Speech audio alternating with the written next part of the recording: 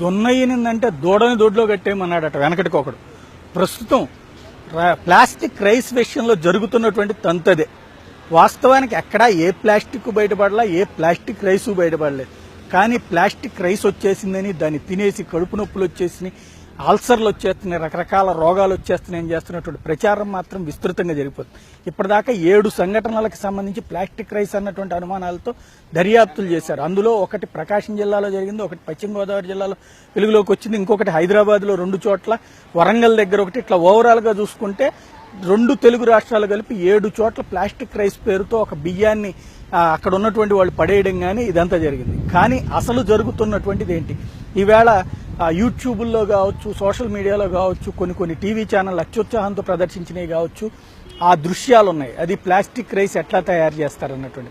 వాస్తవానికి అది ప్లాస్టిక్ రైస్కి సంబంధించినటువంటి దృశ్యాలుగా, అవి గ్రాన్యూల్స్ అనేటువంటి ఒక తరహా సిల్క్ బట్టల్లో తయారు చేయడానికి వాడేటువంటి పదార్థం.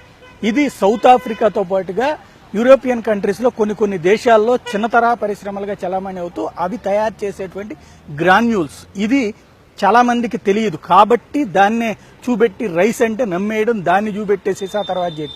ఇప్పుడు జరుగుతున్నటువంటి నేను చెప్పినటువంటి 2 రాష్ట్రాల్లో కలిపి జరిగినటువంటి సంఘటనల్లో నెల్లూరు జిల్లాలో కోడిగుడ్లు ప్లాస్టిక్ అని పారేశారు. తర్వాత ఈ వెరిఫై చేస్తే కుళ్ళిన కోడిగుడ్లను ఉడకబెట్టినటువంటి సమయంలో ఆ లోపలదంతా సొన పాడైపోతే దాన్నే ప్లాస్టిక్ అని చెప్పి కడుపు నొప్పి వచ్చేసిందని మాట్లాడారు. ఆ తర్వాత బియ్యానికి సంబంధించి ప్రకాశం జిల్లాలో కావచ్చు, హైదరాబాద్లో కావచ్చు చూస్తే కడుపు నొప్పి వచ్చింది కాబట్టి అది ప్లాస్టిక్ బియ్యం అన్నటువంటి అనుమానాలు. అంటే అంతకు ముందే సోషల్ మీడియాలో చూడటం, మీడియాలో చూసేటప్పటికి తమకి కడుపు నొప్పి వచ్చినప్పుడల్లా దానికి ఏదో కారణం అది ప్లాస్టిక్ అనేటువంటిది.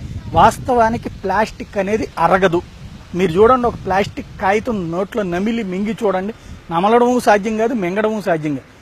ఒకవేళ మింగినా అది అరగడం అంతకంటే సాధ్యం కాదు. మీరు అప్పుడప్పుడు చూస్తూ ఉంటాం 2 కిలోల ప్లాస్టిక్ సామాగ్రిని నోట్లోని గేదెకి సంబంధించి ఆపరేషన్ చేసి తీశారు, ఎద్దుకు సంబంధించి ఆపరేషన్ చేసి తీశారు.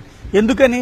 అది గేదె లాంటిది కామన్గా గడ్డిని ఆరాయించుకునేటువంటి గేదెలకి, ఎద్దులు లాంటి జంతువులకే ప్లాస్టిక్ అరగకుండా లోపలంతా పేరుకుపోయి ఆపరేషన్ చేస్తే గానీ బయటికి తీయనటువంటి పరిస్థితి. అట్లాంటిది ఇక వీటిట్లో ఎలా ప్లాస్టిక్ అరుగుతుంది? సాధారణ మనుషులకి ఎట్లా అరుగుతుంది? ఆ మనుషులకి అరగనటువంటి ప్లాస్టిక్ని గురించి అది తినేసేసి ఆల్రెడీ చైనా వాడు పెడుతున్నాడు, లేకపోతే జపాన్ వాడు పెడుతున్నాడు, ఈ పనికి మాలినటువంటి ప్రచారాలతో, అది కూడా ఆర్భాట ప్రచారాలతో జరుగుతున్నటువంటి తంతుకి ముగింపు పలకాల్సినటువంటి అవసరం ఉంది. వాస్తవానికి జరుగుతున్నది ఒకటే. సన్న బియ్యం అనేటువంటి అలవాటు మనకి దాదాపుగా 10 ఏళ్ల నుంచి బిగినైపోయింది. సోనా మసూరి, సాంబా మసూరి లాంటి బియ్యాలని తింటాం. అయితే సోనా, సాంబా మసూరీల రేట్ ఎక్కువ కాబట్టి చాలామంది ఇప్పటికే రైస్ మిల్లర్లు ఇంతకుముందు లెవీ ద్వారా రైతుల దగ్గర నుంచి కొంత మింగేసేవాళ్ళు, ప్రభుత్వానికి ఇవ్వడం ద్వారా కొంత మింగేసేవాళ్ళు. ఇప్పుడు వాళ్ళకి తినడానికి పైసలు రావట్లేదు, ఎక్కువ రూపాయలు సంపాదించుకోవడానికి అవకాశం లేదు. కాబట్టి దొడ్డు బియ్యాన్ని తీసుకొచ్చి పాలిష్ చేస్తే అందులో నూకపోతుంది, తౌడుపోతుంది. దాన్ని ముందుగా గనక బాయిల్డ్ చేసి ఆ తర్వాత దాంట్లో ఉన్నటువంటి దాన్ని పాలిష్ చేస్తే గనక సన్న బియ్యంగానే కనబడుతుంది, సిల్కీగా కనబడుతుంది. ఇది ఒక రకం వ్యవహారం జరుగుతుంది. రెండవది, ఆల్రెడీ ఉన్న దొడ్డు బియ్యాన్ని పాలిష్ చేసేసి దాన్నే సన్న బియ్యం కింద అంటగడుతున్నటువంటి పరిస్థితి. ఇది మొత్తంలో కలిపితే కనుక బయటపడిపోద్ది కాబట్టి 1 కిలో సన్న బియ్యంలో 3 కిలోలు ఇట్లాంటివి కలుపుతున్నారు. చూడడానికి ఫ్రెష్గాను అందంగాను కనుక మొత్తం కూడా పాలిష్ చేసి ఇవ్వడంతో ఏమాత్రం అర్థం కానటువంటి పరిస్థితి.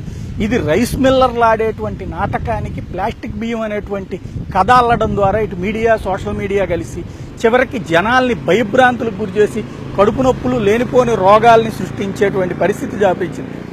ఇప్పటి వరకు ప్లాస్టిక్ బియ్యం కానీ, ప్లాస్టిక్కి సంబంధించినటువంటి కోడిగుడ్లు కానీ ఎక్కడా వెలుగు చూడలేదు. ఒక చోట మాత్రం ప్లాస్టిక్కి సంబంధించి హైదరాబాద్లోనే శివార్లో జరిగినటువంటిది, అది కూడా 6 నెలల క్రితం. ప్లాస్టిక్ సంబంధించి మిల్లింగ్లో వేసేటప్పుడు ఆ గోనె పట్టా కూడా దాంట్లో వేసేయడం వల్ల అవి కాస్త కొన్ని ముక్కలు దాంట్లో అయిపోయేటప్పటికి అవి తేలినాయి. అది ప్లాస్టిక్ రైస్ అని ముందు భావించారు. తర్వాత చెక్ చేసుకుంటే బియ్యంలో అది కలిసింది అన్నటువంటి విషయం బయటపడింది. ఇక్కడ ఒకటే కీలకంగా గుర్తుంచుకోవాల్సినటువంటి అంశం, కేజీ 150 రూపాయలు ఉన్నటువంటి ప్లాస్టిక్తో ఒకవేళ బియ్యాన్ని తయారు చేయాలంటే అదంతా ఇప్పుడున్న ఈ సిస్టమ్ ద్వారా అంతా చేస్తే 1 కేజీకి 400 గ్రాములు వస్తుంది అనుకుందాం. అంటే 150 రూపాయలు పెట్టి ఇవ్వడం ద్వారా వీళ్ళకి ఒరిగేటువంటిది ఏంటి? ఎవరైనా అమ్మాల్సినటువంటి పరిస్థితి ఏంటి? పోనీ ఏ చైనా కూడా కుట్ర చేశాడు అనుకుందాం, కుట్ర చేసి ఇక్కడ ఉన్న మన కడుపు నొప్పి తెప్పిస్తాడికి ఏమైనా ఒరిగేది ఉందా?